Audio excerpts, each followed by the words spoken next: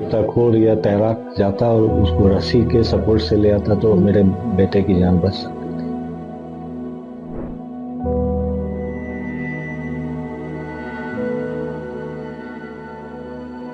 1.5 घंटा उसने बचने की गुहार लगाई है फोन की टॉर्च जला जला के कि मुझे बचा लो प्लीज हेल्प। मैंने आके देखा है तो एसडीआरएफ बाड़े सिटी पे बैठ के बोल रहे थे कि इसमें ठंडा पानी है, सरिया हम अंदर नहीं जाएंगे।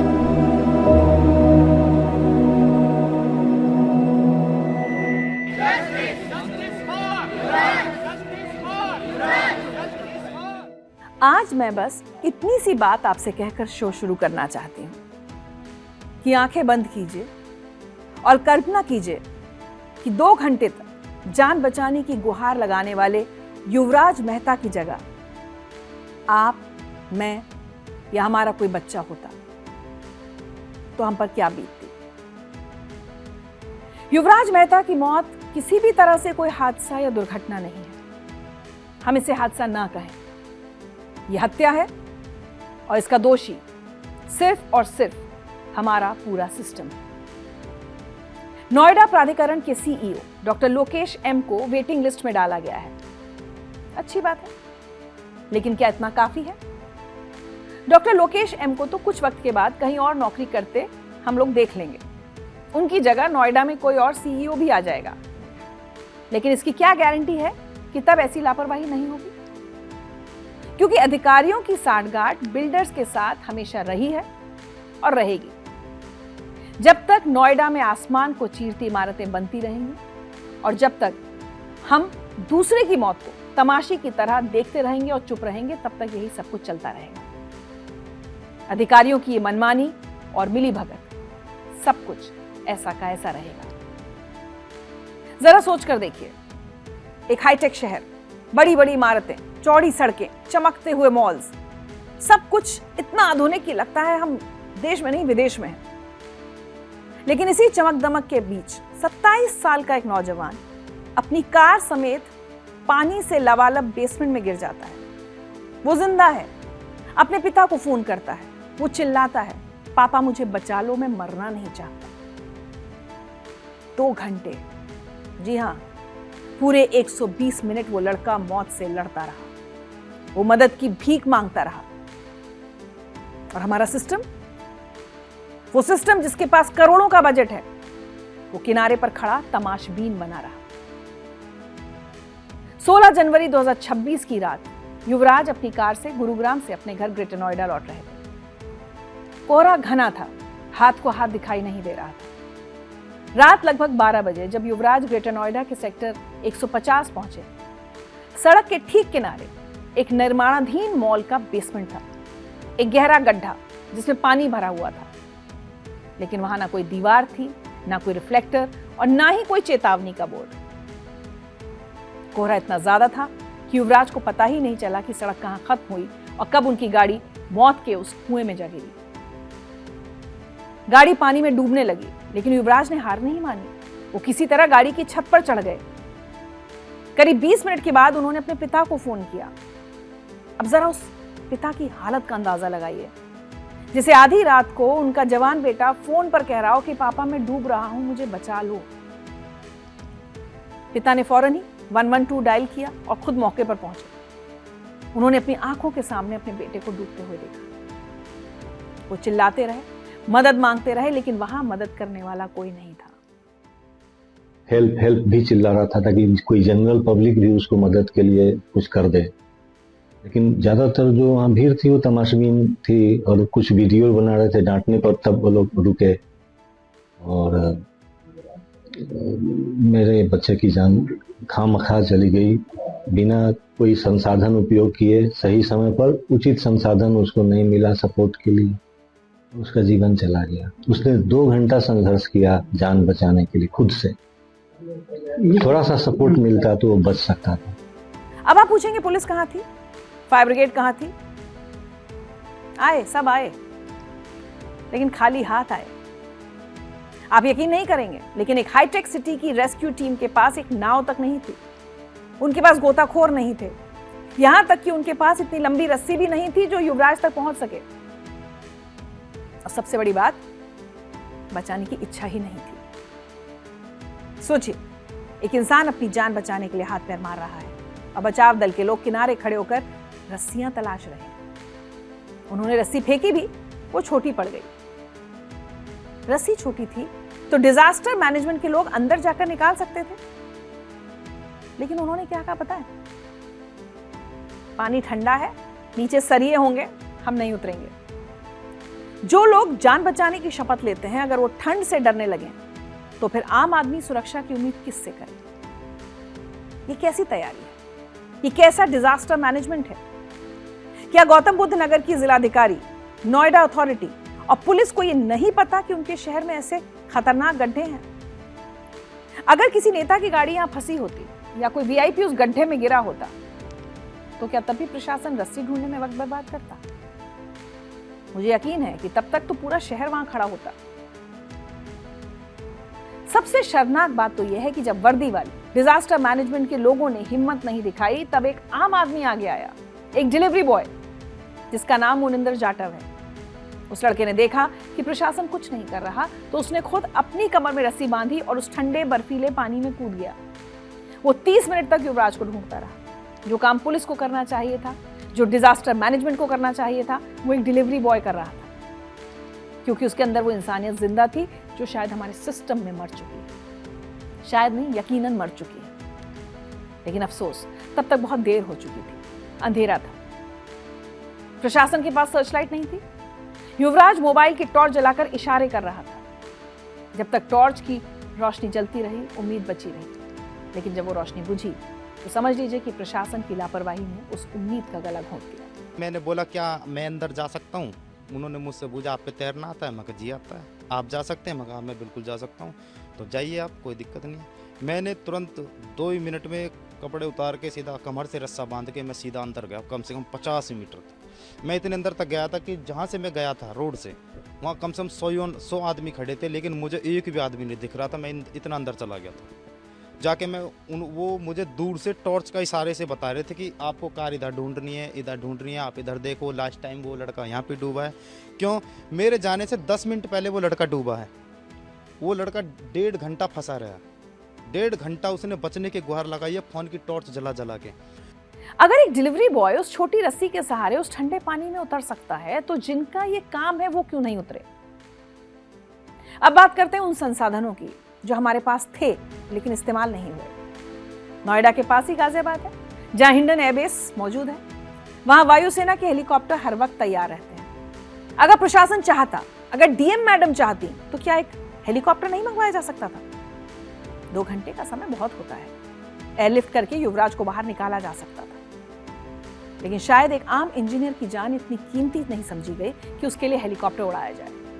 ये सवाल बहुत चुभता है, लेकिन पूछना जरूरी है कि हमारे देश में जान की कीमत इस बात से तय होती है कि मरने वाला कौन है। अगर वहां कोई वीआईपी होता या किसी वीआईपी का बच्चा होता तो शायद एयरफोर्स भी आ जाती। लोगों का कहना है कि 24 लाख से अधिक आबादी वाले जिले में एयरलिफ्ट करने के लिए कोई भी संसाधन नहीं है, जबकि ये जिला सबसे ज्यादा रेवेन्यू देता है। अब जरा उस मौत के कुएं की बात करते हैं जिसे लोग बेसमेंट कह रहे हैं। ये बेसमेंट सड़क के बिल्कुल किनारे खुदा हुआ था और ये आज से नहीं, महीनों से ऐसे ही खुला पड़ा था। नियम कहते हैं कि किसी भी कंस्ट्रक्शन साइट के चारों तरफ मजबूत बैरिकेडिंग होनी चाहिए, रिफ्लेक्टर्स होने चाहिए ताकि रात में दूर से दिखाई दे, लेकिन वहां कुछ नहीं था। बस एक खुला निमंत्रण था मौत को। और इसके लिए जिम्मेदार कौन है? वो बिल्डर्स जो मुनाफा कमाने के चक्कर में सुरक्षा के नियम भूल गए। पुलिस ने 2 डेवलपर्स पर एफआईआर दर्ज की है, लेकिन देखिए इनका खेल। जिस प्लॉट में हादसा हुआ उसके मालिक पल्ला झाड़ रहे हैं। लोटस ग्रीन नाम की कंपनी कह रही है कि हमने तो 2022 में ही ये प्लॉट विजन टाउन प्लानर्स को बेच दिया था। मतलब अब ये तू मैं का खेल खेलेंगे। अदालतों में सालों साल केस चलेगा, फाइलें इधर से उधर होंगी, लेकिन क्या इससे युवराज वापस आएगा? क्या बूढ़े माता पिता को उनका सहारा वापस मिलेगा? और प्रशासन ने क्या किया? वही जो हर बार करता है, खाना पूर्ति। नोएडा प्राधिकरण के सीईओ डॉक्टर लोकेश एम का तबादला कर दिया गया है। उन्हें वेटिंग लिस्ट में डाला गया है। एक जूनियर इंजीनियर को सस्पेंड कर दिया गया। कुछ अधिकारियों को कारण बताओ नोटिस थमा दिया गया। लेकिन क्या सिर्फ छोटे कर्मचारियों की बलि देकर बड़े अधिकारी बच जाएंगे? ठीक है, माना एक बड़े अधिकारी जो सीईओ हैं उनको वेटिंग लिस्ट में डाला गया है, लेकिन क्या वो अकेले जिम्मेदार हैं? क्या डीएम साहिबा की जिम्मेदारी नहीं बनती? वो जिले की डिजास्टर मैनेजमेंट अथॉरिटी की हेड हैं। जब उनके शहर में रेस्क्यू के लिए नाव नहीं है, गोताखोर नहीं है, तो वो क्या मैनेज कर रही हैं? नोएडा की पुलिस कमिश्नर क्या कर रही थी? उन्हें 2 घंटे तक क्या इस घटना की जानकारी नहीं मिली? नहीं मिली तो क्यों नहीं मिली, और मिली तो उन्होंने जानकारी का क्या किया? आपको जानकर हैरानी होगी और गुस्सा भी आएगा कि युवराज के साथ हुआ हादसा कोई अचानक घटी घटना नहीं थी, बल्कि प्रशासन को कुदरत ने पहले ही चेतावनी दी थी। स्थानीय लोगों और प्रत्यक्षदर्शियों के मुताबिक इसी जानलेवा बेसमेंट में कुछ ही दिन पहले एक ट्रक भी गिर चुका है। फर्क सिर्फ इतना था कि उस वक्त वहां मौजूद आम लोगों ने तत्परता दिखाई और ट्रक ड्राइवर को डूबने से पहले ही सुरक्षित बाहर निकाल लिया गया। इत्तेफाक तो देखिए, उस वक्त भी डिलीवरी बॉय मुनिंदर जाटव इसी सड़क से गुजर रहे हैं। आधा ट्रक नाले के जोड़ के ऊपर, आधा ट्रक रह गया रोड पे। मतलब 10 फुट ट्रक हवा में था, 10 फुट ट्रक जमीन पे था। जमीन समझ के वो जोड़ में दाग गया। जोड़ में दागने के बाद मैंने सोचा मैं अकेला इंसान में क्या करूंगा रात में, तो ट्रक में जो है रस्सा बंधा हुआ था। लेकिन मैंने फिर जो रात में डिलीवरी बॉय चलते, जोमेटो वाले, ब्लिंकिट वाले, जेप्टो वाले, फ्लिपकार्ट वाले, जितने भी मैंने राइडर्स बीच रोड पर रोक रोक के मैं भाई जल्दी हेल्प कराओ, ड्राइवर गिर चुका है। उसे निकालने में ड्राइवर्स ने मेरे साथ मिलकर ड्राइवर को निकलवाया। लेकिन सबसे बड़ा सवाल यही है कि जब एक भारी भरकम ट्रक वहां गिर चुका था तो प्रशासन की नींद तब क्यों नहीं खुली? उस हादसे के तुरंत बाद वहां पक्की दीवार या चेतावनी बोर्ड क्यों नहीं लगाया गया? अगर उस दिन अधिकारियों ने ट्रक गिरने की घटना को गंभीरता से लिया होता और महज कागजी कार्रवाई करने के बजाय मौके पर सुरक्षा घेरा बना दिया होता तो आज युवराज जिंदा होते। ये साफ तौर पर दिखाता है कि प्रशासन एक बड़े हादसे का इंतजार कर रहा था और उनकी यही आपराधिक अनदेखी युवराज की मौत की असली वजह बनी। इस हादसे के बाद का मंजर और भी भयावह है। हादसा हुए कई दिन बीत चुके हैं, लेकिन अब तक युवराज की कार उसी पानी में पड़ी है। प्रशासन कह रहा है कि पहले पानी निकालेंगे तब कार निकालेंगे। मतलब हादसे के बाद भी वही सुस्ती, वही लेटती थी, जैसे उन्हें कोई जल्दी है ही नहीं। और सुरक्षा के नाम पर क्या किया गया? वहां पक्की दीवार बनाने के बजाय बैरिकेड्स लगा दिए गए हैं। पुलिस और नोएडा अथॉरिटी के बैरिकेड्स, जो किसी भी तेज रफ्तार गाड़ी को रोकने के लिए काफी नहीं है। मतलब प्रशासन इंतजार कर रहा है कि कोहरा फिर आएगा, कोई और गाड़ी फिर टकराएगी और शायद फिर कोई और युवराज उसी गड्ढे में गिरेगा। इस हादसे से किसी ने कुछ नहीं सीखा। आपको एक और बात बताऊं, प्रशासन को पहले ही चेतावनी दी जा चुकी थी। ये लेटर देखिए, जो NEFOWA यानी Noida extension flat owners welfare association ने ग्रेटर नोएडा अथॉरिटी को 8 जनवरी 2026 को लिखा था। इसमें साफ साफ कहा गया था कि बड़े और गहरे नाले खुले पड़े हैं। शहर भर में यह हाल है वैसे, जिनमें गाड़ियां और जानवर गिर रहे हैं। इस चिट्ठी में गौरव चौक से लेकर अलग अलग सेक्टर्स के उन खतरनाक पॉइंट्स की पूरी लिस्ट दी गई थी जिन्हें तुरंत ढकने की जरूरत थी। लेकिन अफसोस, अधिकारियों ने इस चेतावनी को रद्दी की टोकरी में डाल दिया। अगर इस लेटर पर वक्त रहते एक्शन लिया गया होता तो शायद आज युवराज हमारे बीच होता। अब अधिकारी कह रहे हैं काम हो रहा है। सुनिए आपकी क्या आदेश दिए गए हैं। सीओ साहब द्वारा विशेष टीम का गठन करते हुए सारे स्टाफ को फील्ड में फ्री कर दिया गया है कि पहले जितने भी ब्लैक स्पॉट हैं उनको चिन्हित कर लिया जाए और जहां जो भी आवश्यक व्यवस्था उसको तुरंत दी जाए। अगर जो इसमें कहीं भी कोई लापरवाही पाई जाती है तो इसके लिए क्षेत्रीय एसएम और मैनेजर जिम्मेदार होंगे। पे भी टर्निंग पॉइंट है जहां ब्लैक स्पॉट ज्यादा है उस पर रिफ्लेक्टिव टेप लगा दिए जाए, ब्लिंकर्स लगा दिए जाए, लाल जहां अंडरपास बन रहा है वहां रेड लाइट लगा दी जाए, जहां नाले की दीवार टूटी है पैरापेट उसको बना दिया जाए, जहां नाला छोटा ओपन है जिसमें गाड़ियों की गिरने की संभावना हो उसको कवर कर दिया जाए। तो सारे काम ये एक साथ चल रहे हैं।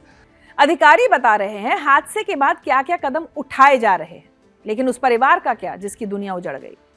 युवराज के पिता राजकुमार मेहता, उस पिता का दर्द समझिए जिसने अपने इकलौते और जवान बेटे की अस्थियां हरिद्वार में बहाई हैं। युवराज एक होनहार लड़का था। उसने मेहनत करके इंजीनियरिंग की पढ़ाई की थी। वो एक अच्छी कंपनी में काम कर रहा था। उसके सपने थे, उसका भविष्य था। पोस्टमार्टम रिपोर्ट ने जो खुलासा किया है वो दिल दहला देने वाला है। रिपोर्ट कहती है कि मौत डूबने से हुई। उनके फेफड़ों में 200 मिलीलीटर पानी मिला। उनका हार्ट फेल हो गया था। इसका मतलब है कि वो बहुत देर तक संघर्ष करते रहे, वो तड़पते रहे, वो जीना चाहते थे। उन्होंने मौत को आसानी से स्वीकार नहीं किया था। अगर उन्हें समय पर मदद मिल जाती, अगर वो रस्सी थोड़ी लंबी होती, अगर एक नाव वहां होती और जैसा मैंने पहले कहा बचाने की इच्छा शक्ति होती, तो आज युवराज जिंदा होते। ये मौत नेचुरल नहीं थी, ये सिस्टम की नाकामी का नतीजा है।